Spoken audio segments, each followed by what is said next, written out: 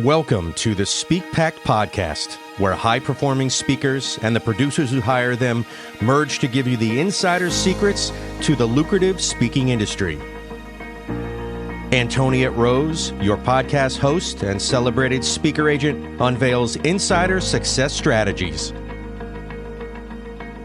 Discover a nexus of thought leaders and bookers, maximizing your potential in each and every episode. Your ticket to ultimate speaking success begins right here. Catch the transformative insights waiting for you on the SpeakPact podcast, hosted by the industry powerhouse herself, Antoniette Rose. Welcome back to SpeakPact. Today, I have Scott Schilling with me. He and I are going to dive into his journey that took him from salesman to utilizing stages to sell over $25 million worth of products and services right from the stage. And he does it in a pretty intelligent, amazing way. So we're going to dive into that. I'm Antoniette Rose, your SpeakPact host. Scott, welcome to the stage. Thanks. I'm excited to be here. We're going to have some fun. We are. And I'm just really interested in how you went from being a leader in sales to saying, aha, stages are a pretty powerful thing. To take me on that journey with you. Well, first I became a sales guy, because, and I did that actually at the age of 18 while I was going to school and playing Big Ten football. I felt like I was going to come out with a Bachelor of Business Administration degree. What was going to make me different? Personal face-to-face communication ability. So I became a licensed life insurance agent at age 18. It taught me the opportunity to ask questions and, more importantly, learn how to listen. People think speaking's about speaking. It's actually about listening.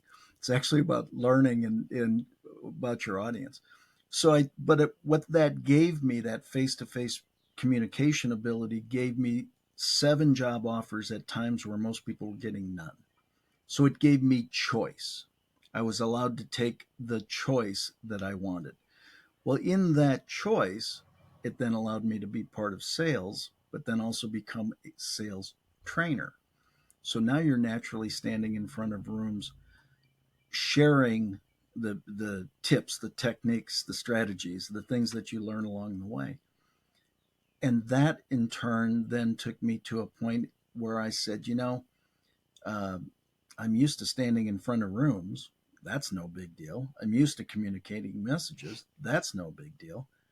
Personally, I believe I can positively impact more people more often if I do this professionally and full-time. And that is what took me into the speaking world full-time. I love that. So you are a full-time speaker. And what is it that you're selling that has gotten you that income beyond the speaker fee? Well, beyond the speaker fee comes all the leave behinds, a recording of our event. I'm going to share a great message with you all today. Wouldn't you want to take that home with you? Of course you would. Well, we can make that available for X number of dollars per person. As an example, books. I've now written 24, I think. 24 books. The next one's at the editor already. I'm not even sure. And so literally I was on a conversation yesterday and a guy said, man, you've got to have a book. I said, no, I don't. I've got 24. And so he literally bought that book immediately. So you're not going to get rich on books, but it's your concepts, it's your philosophies. So the leave behinds are all the additional monetary opportunities. What could that be? It could be, again, the recordings of the event. It could be a book. It could be coaching sessions. It could be further work down the line as more of a training as opposed to speaking. So there's a lot of different things that you can develop once you learn the craft. Well, I do hear a lot of speakers say they don't want to create another job off of their job, right? So that they want to really focus in on speaking and not necessarily have a consulting business or those kinds of things. And what you just outlined is perfect for those kinds of people as well. So maybe Mhm. you do have a consulting package. It would be more like a speaking training package, right? So not necessarily where you have, where you're creating a whole another career for yourself. Some people like that. Some people don't. But I love what you said about selling the recordings if that particular venue organization allows you to do that of your talk, right? Because they're only going to retain so much while they're there. Right. If they get to go back and re-listen, you catch that much more. That is brilliant. 24 books, my goodness. That is incredible. And it's also one of the best forms of business cards possible, right? Because Mhm. they've got you right there on their desk or on their shelf to refer back to. So some really incredible strategies. I love what you said. This is so good. Selling and speaking, I'm paraphrasing, is not about selling or speaking. It's about listening. So did you learn that at 18? Did you learn that along the way? How did you get, aha, that's, if I listen more and speak less, I'm going I'm going to be more successful. Well, the bottom line is it starts people classically. I'm a sales guy and a sales trainer, and people overcomplicate sales. It's only 4 words: identify problem, provide solution. 4 words. That's it. And so people get way beyond themselves. So in speaking, as an example, one of the things that you can do from stage is on whatever topic you're speaking on, you can simply ask the audience a question. How many of you have dot dot dot? By a show of hands, how many of you have?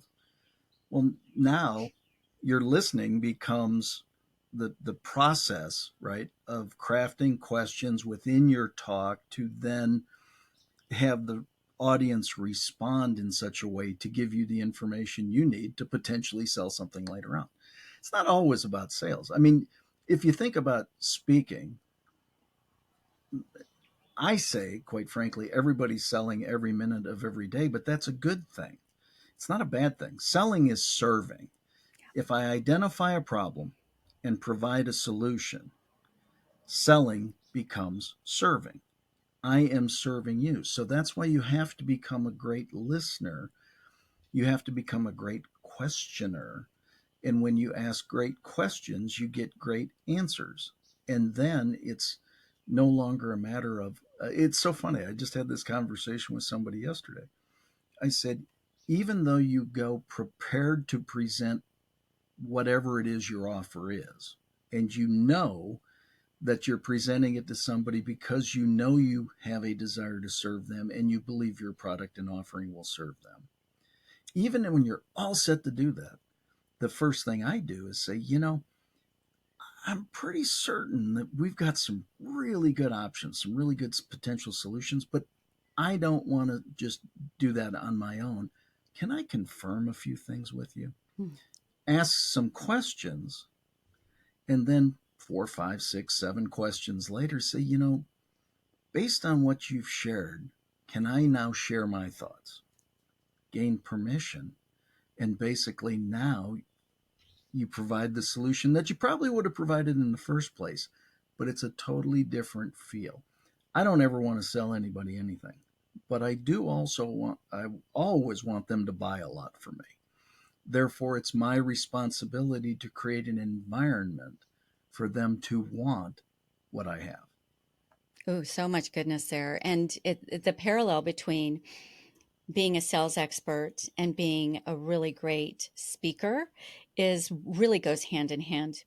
And if you go in blind, which I see speakers do all the time, and just you're kind of laying out your one size fits all talk, you're not connecting with that audience. You're not providing the solutions that they came to glean from, right? To just get some micro win that they could walk away from in exchange for an hour of their life that they will never get back, right? So you want them to go away with saying, "Wow, Scott Schilling was incredible. Where's his next thing?"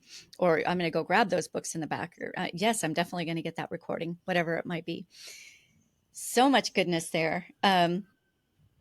You said identify problem, provide solution. And when we talk about providing solution, I think that's where speakers and salespeople like, oh yeah, okay, we've got this great shiny thing. That's what they need, and we're shoving it down their throat, right? And same with our concepts on stage. We may not be selling anything, but we are selling our concepts. We're selling Hmm. our approach to a problem. So how can you do that without really knowing what's keeping them awake at night, what's really bothering them, what is that, if they just had that next piece of information can get them over that next hump. So aside from asking kind of the questions from the stage, I love your approach on now. I believe I've got the answers for you, but let's confirm a few things. It's very disarming. Like I am not up. Hmm. He's going to try to sell me on something. He's going to try to push his theology down my throat. Whatever it might be. It's like he wants to understand a little bit more about what's going on with me, what's holding me back. How do you do that from the stage? Well, you people think that the close of a presentation from stage starts X number of minutes from the end of your talk. It doesn't. It starts from the day the event starts. Mm. So my speaking mentor uh, taught and ingrained in me, always be the first one at an event and the last one to leave. If it's a 3-day event and you speak on Sunday, you get there on Friday, you get there Thursday night, so you're the first person they see on Friday. Why? Because it gives you the entire time to create a base of friendlies before you ever get on stage. You have the opportunity to be able to speak to people. You have the opportunity to say, hey, what did you come to this event for? What are you really looking to get out of this event? If you could improve one thing in your life, what would it be? See, when you have those opportunities to talk to people before you go on stage, especially if you've done this, I've done over 3,000 live events.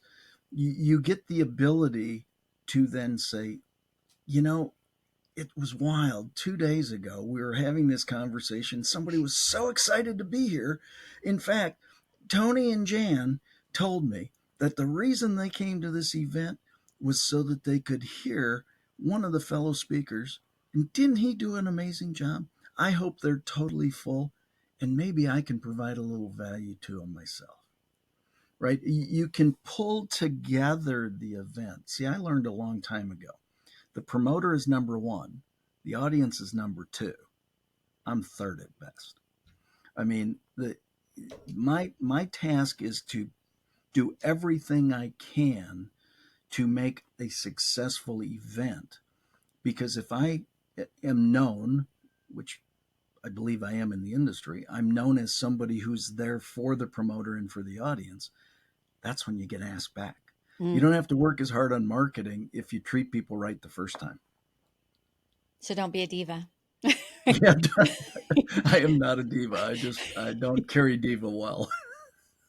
But I love that you said that. Number one, you're gathering data. So you Hmm. go early, really care about the people, and you Yeah. are collecting information as you're doing that. What you're just kind of boots on the ground, what you're hearing, what they're there for, Hmm.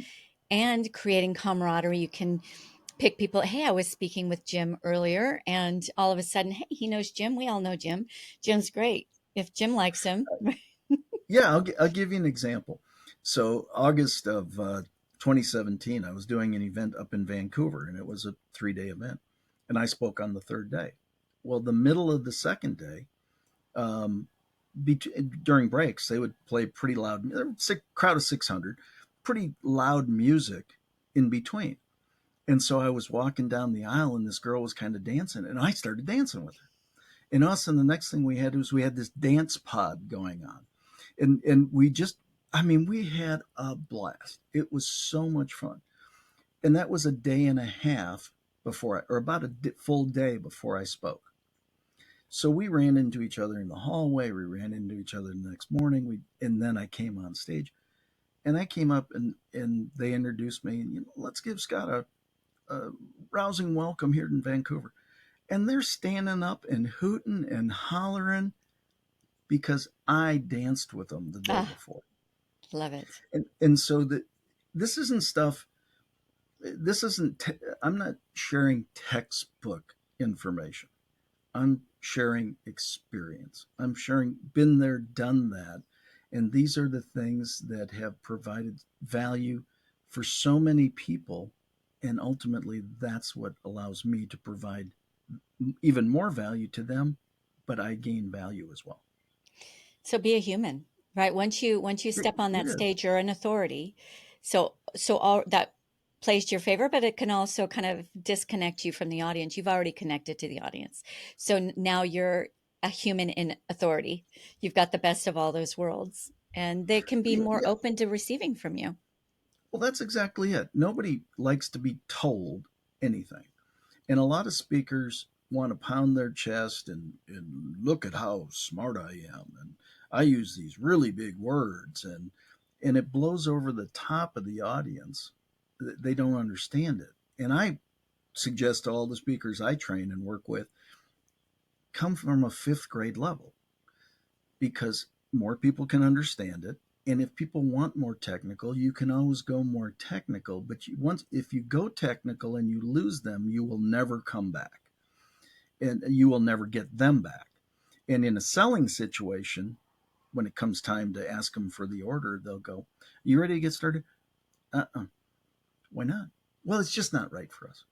It has nothing to do with that. It has to do with they didn't understand what you said. Hmm. And this is not about you and how cool you think you are as a speaker or how smart you are. This is about the audience and ensuring that you deliver value to them because they will take action when they're comfortable. They will not take action because you're cool. It's not the way it works. Oh, they won't take action because you're cool. Okay, you said a bunch there that I want to put a pin in it because Mm-hmm. so much wisdom there, hard earned, 40 years, right, worth of wisdom that you just Mm-hmm. shared. So you're not speaking fifth grade level because you're dumbing them down. You're Mm-hmm. speaking because a confused mind doesn't buy. Clarity sells, Yep. right? And you want to be clear, not clever. You don't want to show, hey, I'm all that. So look at all this that I know. Audiences matter too. So I'd like to step into that. So Mm-hmm. if you're at a Sure. conference and there's vendors and there's speaker after speaker, it has to be a little bit lighter, right? A little bit definitely fifth grade level. And you can only go so deep with your content because there's so many external distractions. So if you're Mm-hmm. going to give that micro win, I completely agree with you. Keep it where I can grab on something and I can act on it, even though I'm in the midst of some distracting situations. Now, if you're talking corporate training, a little bit different. I think you can go. You've got a boardroom full of professional You people that you're can gonna. Yep, go ahead. well you can, but it's really it's no different. You can always go more technical if you start using simple language and you start with things that people can grasp onto and understand. If they want to get technical, for those in the crowd that want to get technical, they will ask because that's who they are. I mean, there are four basic personality types, and there's one and a half personality types that wants to know more than you will ever share with them. I mean, they will. It doesn't matter how much you share with them; they will still want more. So the point is, but that's only one out of four. The other three don't want that. And so if you understand who your audience is and your goal is to ensure that you provide them value, no matter who them is, right? If you make sure that you provide value, you can always get as detailed and as technical as somebody wants. But most people don't want it. The reality is, most people don't. Probably only about 15% of the audience wants that kind of level of detail. Mm, so good. Okay, so you already you already spoke to what gets you the next gig, and really it's your process. It has a lot Mm-hmm. to do with that. I'm sure there's some other things that you do in the background, but out of those 3,000 engagements that you've had, in a relatively short amount of time, in the span of a person's life and career. How percentage wise, how much would you say is kind of in a conference setting, maybe an industry setting, versus in those closed, more intimate rooms for like a corporate training engagement? And talk to me a little bit about the profitability and your enjoyment of the different types of engagements and stages. Probably, I'm going to say 2/3 would be more like presentations, arenas, anywhere from two people to 25,000. And the 25,000 are cool. Those are a lot of fun. In the other are probably more in the training setting. See, people think that speakers train or that trainers speak. They really don't. Speakers speak, trainers train. I love doing both. Most people can't do both, or are not effective at doing both. And they can't switch it on and off. Speaking, you're a rock star. I mean, how can you not be if you're standing on a stage of whether there's 1,000 people in front of you, 25,000 or 100? How can you not be a rock star to that group? So speaking is more of the you impart something, they're going to take it, you come off stage, they may or may not implement. Training, on the other hand, is a lifelong relationship. Now you're imparting something. It's actually, I love training because I love to see the flash in somebody's eye when you know you said something, you imparted something that just landed in such a way, it's going to improve their life for the rest of their life. Mm. That's awesome. So, speaking's cool. It's awesome. I've been in front of 25,000 many times. I've been in front of, everything in between. It's really cool. Doesn't matter whether it's 70 or 7,000, really. It's cool. But training is where you know you are going to positively impact somebody because you have the time to encourage them to take what they're hearing and implement. Time is a big difference. You communicated that so well. So you've got your core message, your core solutions kind of packaged, and you've done this. You're a veteran, so you've done this quite a few times. If you were hired to come speak versus hired to come train, how do you shift your how do you shift it so that you are either training or you're speaking? Well, in reality, again, one of my clients said this. He said there are gunsmiths and there are hired guns. The hired guns can shoot like crazy, couldn't build a gun for nothing. The gunsmith can build a great gun, can't shoot for nothing. He goes, you're both. He goes, you're one of those guys that can build the gun and shoot it as well. And that's the difference. Now, that's a skill that was learned over time. That doesn't just happen. So the point is, for me, it's a really easy transition to go. The only thing I do or not the only thing, but one of the main things I do when I get into the training mode is I actually probably slow down. I read the audience deeper. I take more time to make sure that the concepts land. And because it's kind of a more purposeful event for the information delivered. You're training, right? This is something that's going to be repeatable. Speaking is sometimes edutainment, right? It's kind of the combination of both. I'm a nutball when I do either one, quite frankly. I just like to have fun. I had somebody say to me one day, "You're the funniest speaker I've ever seen." I said, "I had zero desire to be funny today." And they said, "That's why I think you're funny, because you're just goofy. You're not trying. You're just." I'm not trying to be funny. I just say, I love it. Whatever comes out of my face, sometimes it just shows up, So does the same amount have fun. You can't fake fun. People see right through that, right? You're either up there enjoying what you're doing, having fun, caring about the audience, or you're trying to look like you are. And we're smart enough to be able to spot the ones who are really just trying to follow some, I don't know, some framework, some One of my systematic.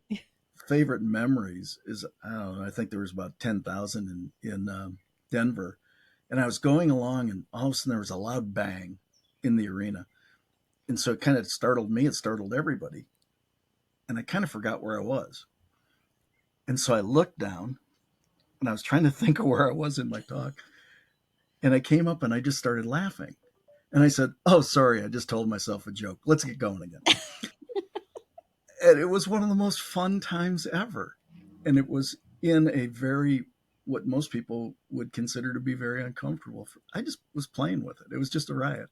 That made you even more human, right? I've seen people sadly, trip their way onto the stage, and the ones who are embarrassed, everybody's embarrassed for them, and that just becomes a very awkward moment. And the ones who just become human, it almost it's almost like, ah, great, he's human. We can kind of let our guards down. Okay, I love that. So, what? Maybe it's a combination, but what allowed you to finally quit your day job? Was it the trainings or the speaking, or a combination of both? Did you focus on corporations or conferences? Would love to hear your kind of ecosystem there. Well, this is the true answer to this is a friend of mine was running a seminar company. And I said, I want to make my move into professional speaking. If you ever have a spot, let me know.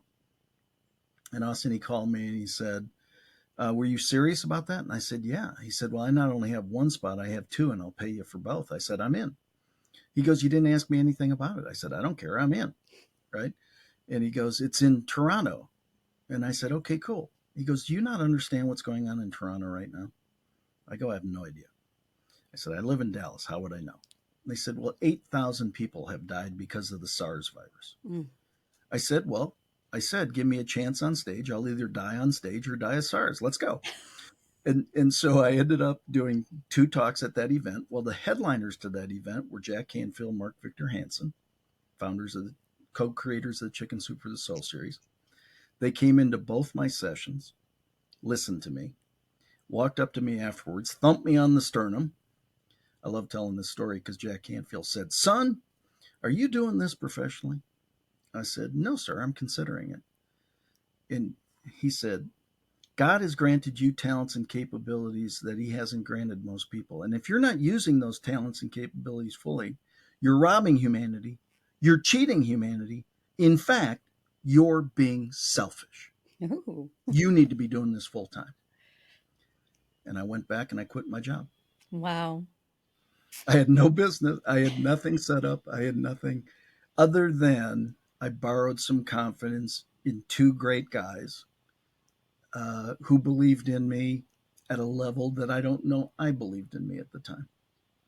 And as they say, when I went to resign, the president of the company said, do you have anything set up? I said, no. He said, you got any clients? I said, no. He said, you'll never succeed. I said, that's your opinion. And a while back, we were having the conversation. He said, I think I got to apologize. He said, 3,000 events. He goes, I think you've done okay.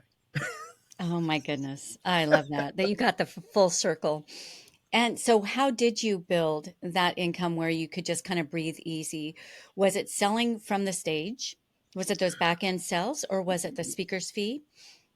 What's Well, been your sustainable? Go I ahead. started, I started fully. I was going to be a speaker fee keynote guy.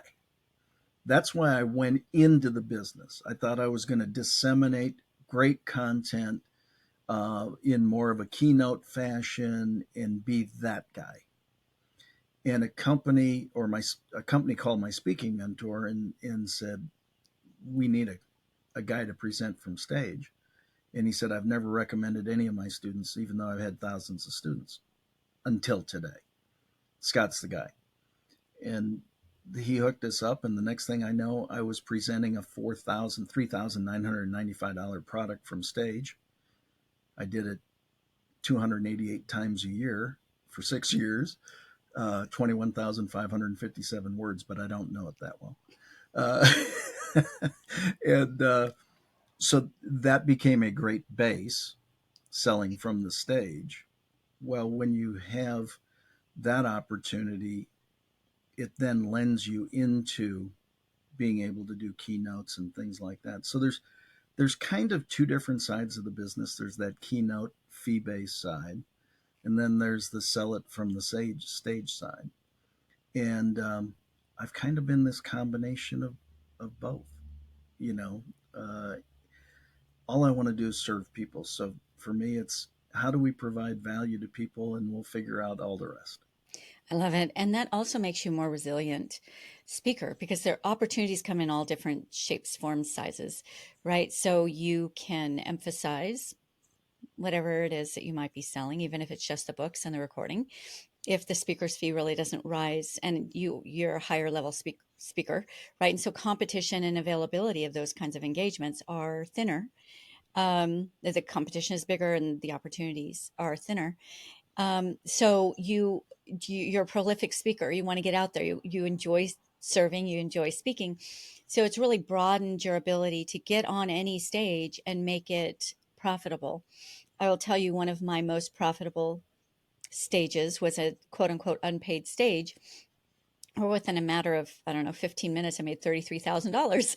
That's a pretty nice, Yeah. payday for 15. But if I didn't have that flexibility of some other way to serve the audience, how much are they going to get out of you for from 45 minutes to maybe 90 minutes? You can only make so much transformation during that time. Some are going to want to go some next steps with you. Um, Yeah. I and mean, I just happen to enjoy doing that's that. the thing. I recently did an event down in Austin for a Christian entrepreneur group. They had no budget, they had no nothing, and they said, we understand your fee, we understand your value, but we've got nothing. And I said, I got to ask you one question. They said, what's that? I said, do you want me to talk? They said yes. I said, okay, well, we're good. And they go, what? And I said, can I bring books down? Can I offer, coaching or just let people know it's not going to be I'm not going to do a big thing other than say I've got these things if they make sense. Well, it turned out, for a good group of people who needed that message. Number one, I was able to do what God has put me on the planet for, and that is share good messages to help other people and encourage them. So I was able to do that, and they took advantage of. I took three different books down there, and some bought one, some bought all three, you know, and it was great. And so again, I think sometimes people get wrapped around the um, economics of it all. Um, my my speaking mentor said, if you want to get really good at this, you know what you got to do? I said, what's that? He goes, speak. Do the There's thing. no. Do the There, thing you want to be really good at doing. that's exactly it. And one of his classic, and I actually bought the URL uh, years ago when he said it to me. I said, John, I want to do what you do. And he goes, you want to do what I do? I go, absolutely. He goes, okay, you ready? I said, yeah. He goes, if you want to do what I do what I do. Ooh, It's right. that's rocket science right there. Well, that's exactly it. It was one of those. It was like, oh, that is so brilliant. And people, you know, I've written checks to 19 mentors across my career. People go, well, why do you do that? And I said, because I wanted to learn things I didn't know, and I wanted to be the best at my craft I could possibly be. Are there better people than me? Sure, I'm sure there are. Are there people that know more? Sure, I'm sure there are. But I wanted to do what I could do to get the most out of what I had. And I knew that if I could gain more knowledge and more skill set, that I could do a better job. And so the point is that you've got to, if you don't invest in you, why should anybody else? Yeah. You know, if you don't do the things that it takes to learn the craft, to become proficient at it, to do all those things. And if you think that you're going to follow a mentor and be that person, number one, they're the wrong person, and number two, you're never going to be them. You've got to. I found the mentor when I saw him on stage. I went, man, that's me. And the rest, as they say, is history. Right. Excuse me. Okay, so much wisdom here. And I know at about this point in the show, there are plenty of event organizers and others in the Speak Pact audience who would like to know, how do I find Scott Schilling? How do you like to be found, Scott? Uh, any way you possibly can. I am not. I do not hide well. My website is scottschilling.com. My email address is scott@scottschilling.com.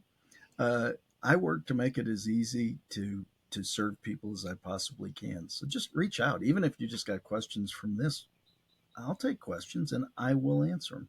Yeah, and I Because, know you have a presence on LinkedIn. So it's oh, yeah. Scott, no tricks there, Scott, and Schilling, Schilling,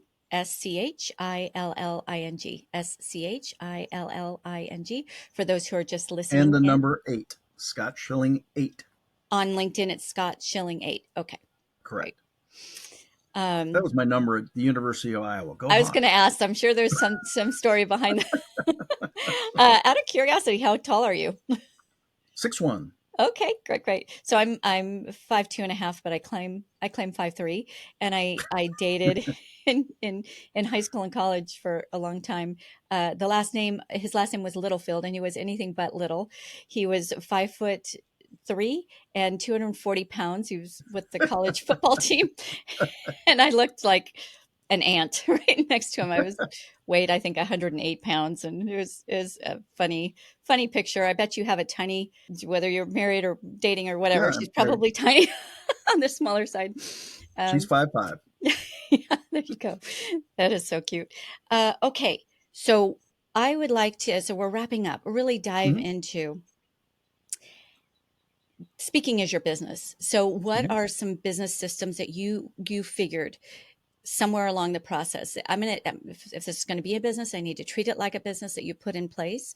And how do you get your next gigs? Because I'm sure a bunch of them come to you, but also you need to be proactive as well, so that you stay relevant, you stay in the top of mind, all of those things. So can you talk to us about the business side of speaking? Sure. Well, if you want to get paid like a business, you have to act like a business. You cannot act like a hobby and make business money. It doesn't work that way. So if you're going to be a business, you got to act like a business. One of the things that you have to do, it might have been great for Field of Dreams, but it's not great for the speaking business. If you build it, they will come. Only happens if they know you built it. So you have to tell them, you have to tell people you're doing it. I made a very conscious decision coming into 2025. I am going to speak and train a lot the rest of my life.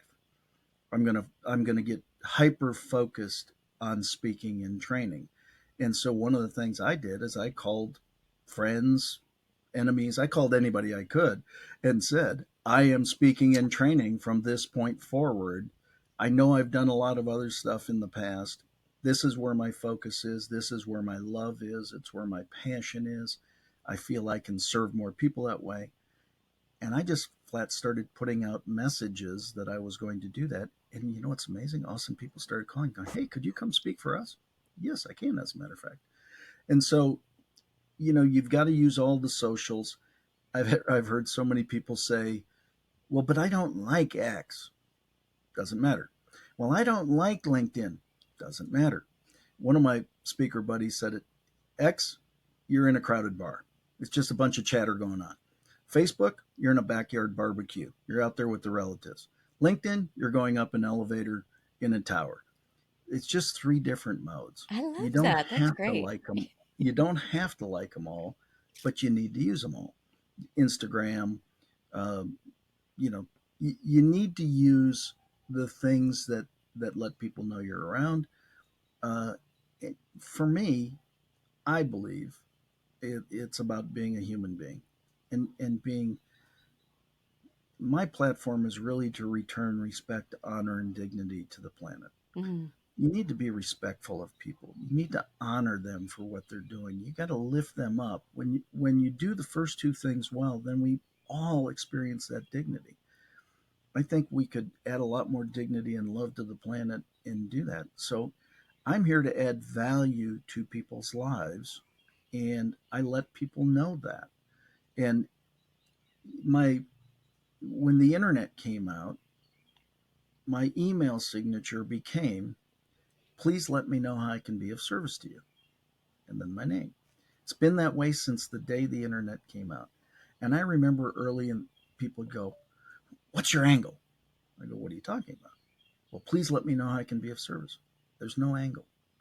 It's I can't control whether you accept that offer or not. I can only control if I offer it. See, I subscribe to the Zig Ziglar theory. You can have everything in life you want when you help enough other people get what they want. Ah, you can have It everything you want in life. You can have what everything you go ahead. Say that one more time. I love you it.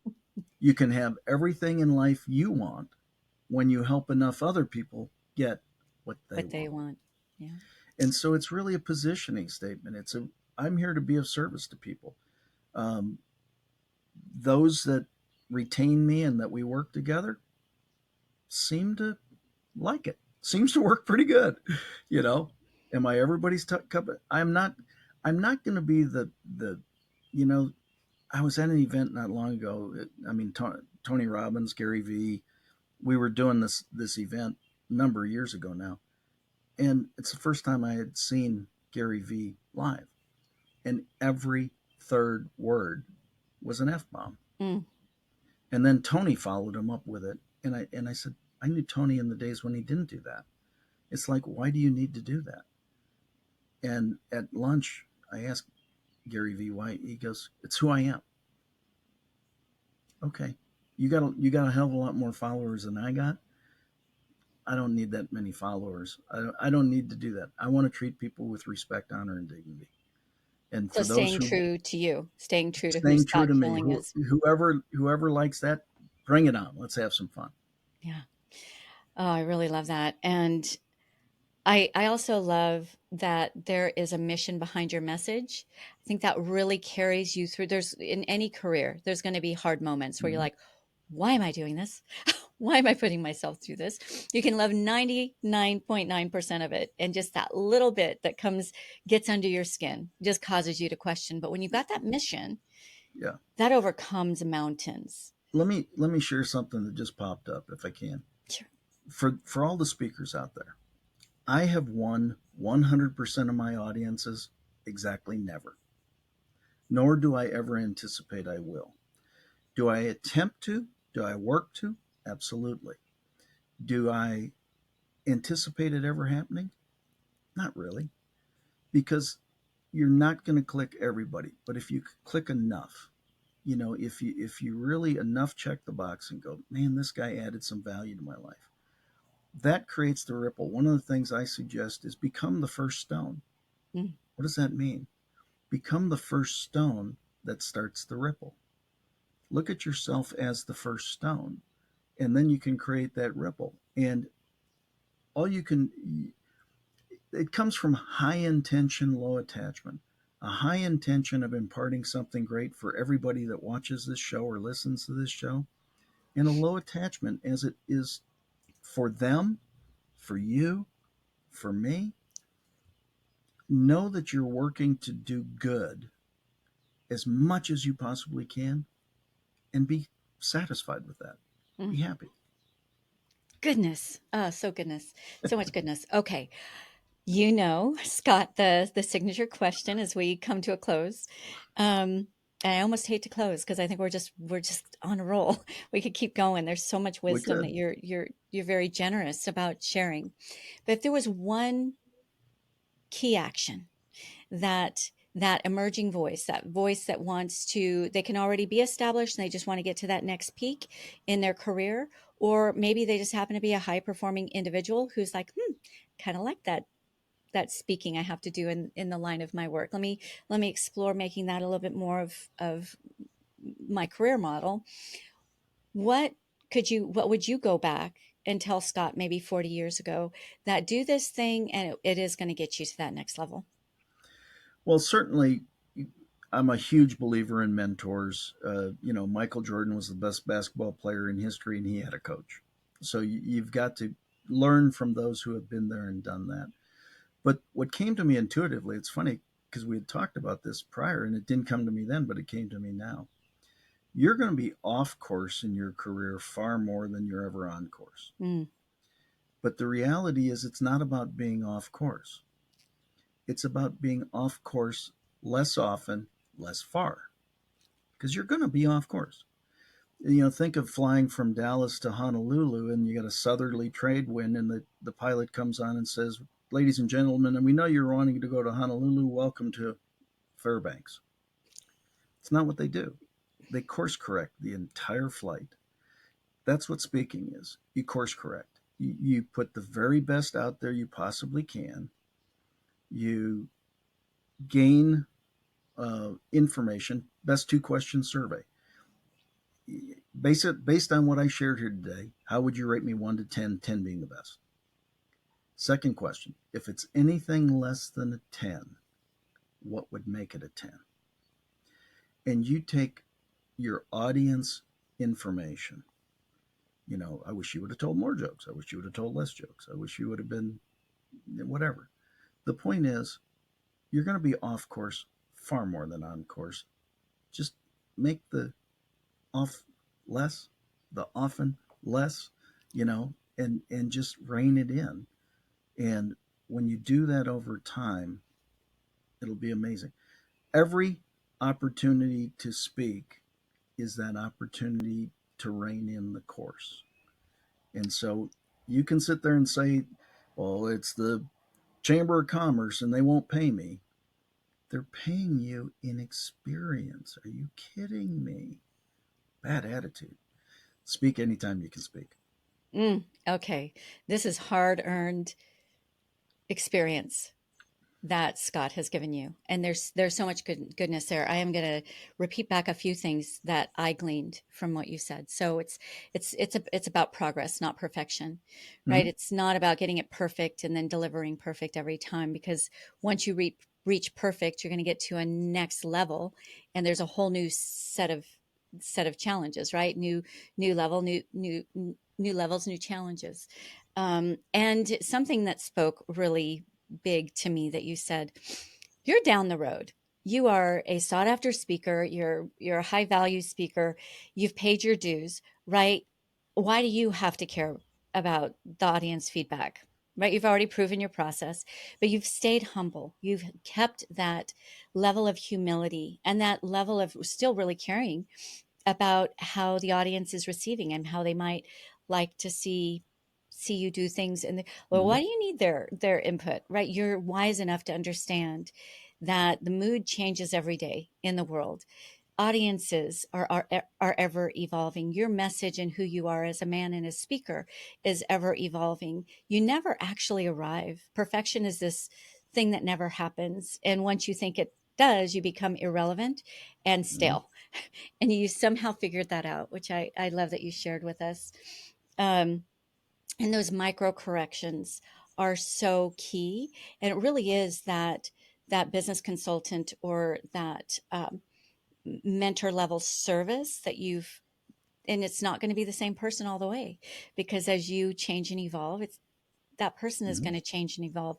But one of the biggest things, if you have a good one, that they help you do is do those micro corrections along the way, so that you're not, that pendulum isn't swinging dramatically and all of a Right. sudden you're like, over here, oops, we have really gone down the wrong path.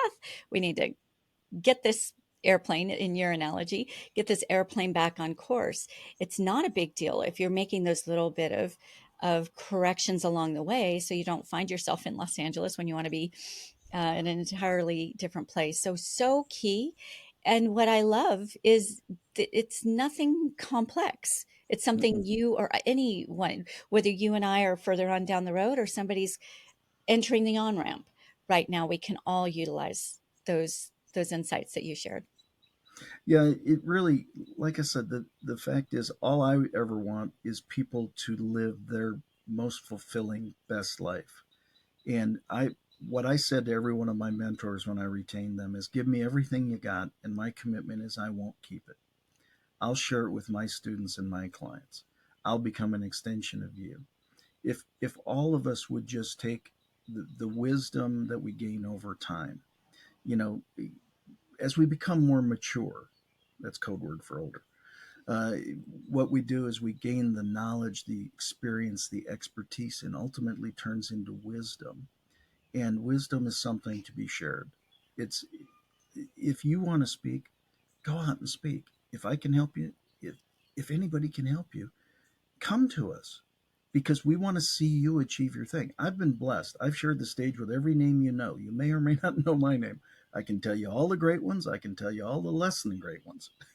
The fact is, if you want to do this, if it makes your heart go pitter pat, do it. If you need somebody to encourage you, call me. I'll yell at you. I'll suggest that you go like heck because the rewards are amazing. And that couldn't be financial, but just the feeling and the hugs. You come off stage. I announced to a group of 1,000 one day, I'm a hugger. I sat there for the next 3 hours hugging people. It was awesome. So just enjoy what God has put on your heart. Love it. And hugging, it strengthens not only the spirit but the immune system. So it's all Yeah. good. It's good all the way. It's good all the way around. So much goodness that you've shared with the SpeakPact audience today, Scott. Thank you for being here and giving that precious resource of your time. I love that you're on the journey with not only me but the SpeakPact audience to make Mm-hmm. that greatest impact with the power of your voice as possible. At the end of the day, our pact together to make a greatest impact in this world with the power of our voice is what we all have in common. And that's what this show is all about. Thank you for bringing your wisdom to us. Thank you for the opportunity. I'm blessed by being with you. And all of you, make sure you look up Scott Schilling. Schilling. He is easy to find. And put the number 8 at the end if you want to connect with him on LinkedIn, one of my favorite playgrounds. And if you want to send him or I some flowers, some love, all you need to do is post this forward. Bless another life today by expanding the message beyond your eyes and ears into others. All right. Ciao, ciao for now. See y'all. Thank you. Thank you for listening to the SpeakPact podcast. To become a recommended speaker of Antoniette's WPC speaker agency, or you are a host or planner looking for a dynamic expert in optimized performance, Antoniette would like to personally meet with you. Secure a time with her at speakerbooker.com. Again, that is speakerbooker.com.